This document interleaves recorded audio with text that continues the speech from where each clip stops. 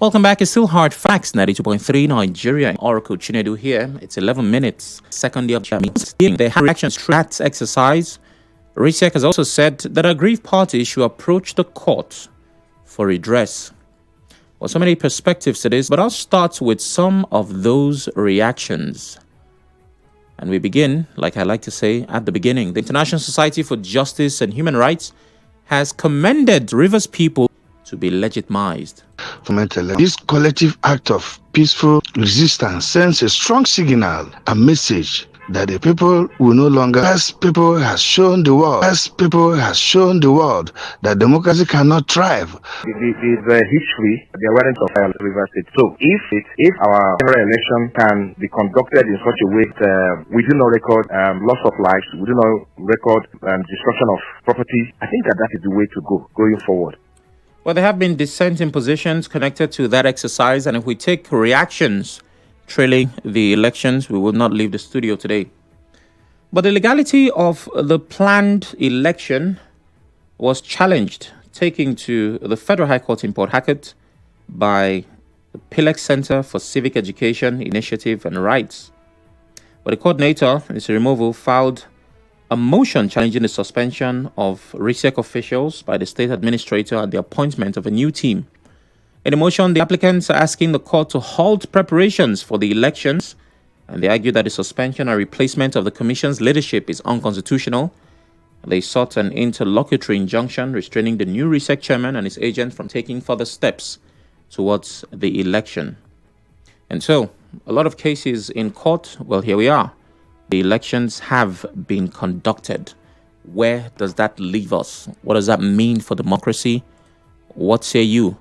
Well, my guest is Mr. Courage Nsirimovu. He's a coordinator of Pilex Center for Civic Education Initiative, and he joins me virtually. Good evening, Courage. Thank you for making the time. How are you doing, sir? Good evening, Sam. Good evening, good people of Rivers State. It's a pleasure to be here to discuss issues bothering us in this town.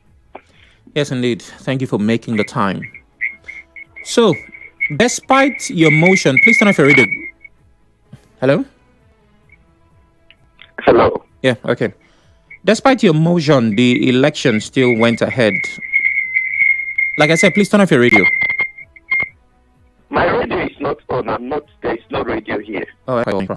Hopefully that still went ahead. That's a violation of the court process or the rule of law, the local government elections. Okay. I will consider it a constitutional violation, and I think I've spoken a lot about this subject matter. At the time the election was conducted, I can speak for our case. The court had not made a ruling one way or another. So, but if you look at our contention as regards the position of the Constitution, we had contended that whether the sole administrator or the president or the National Assembly, based on the provisions of Section 198 of the Constitution, such authorities do not have the power to appoint chairman or members of Risek. That was our major contention. And if you do not have the constitutional power to appoint a person or set up a body, that simply means that you do not have the power to kickstart an electioneering process. You don't have the power to conduct an election.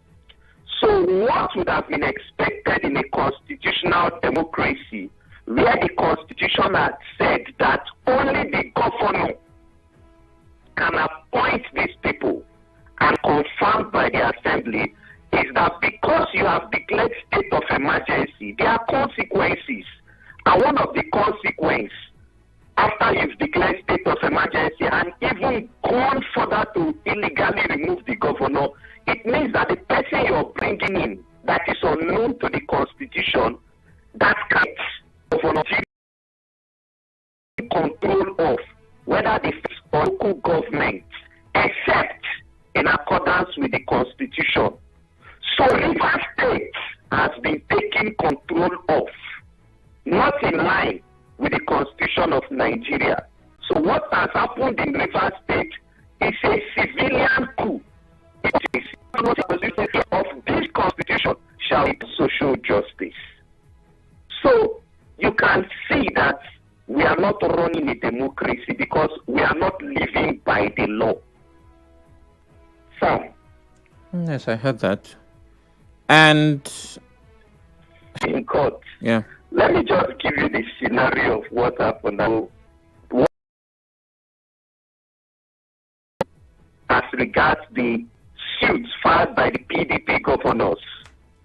You know, the PDP governors, they have the privilege of going directly to the Supreme Court. Yeah. When it is a matter between state and federal government, you don't need to go through the State High Court, Appeal Court. You can go directly. They went directly to the Supreme Court. Yeah. So the question is, why have appointed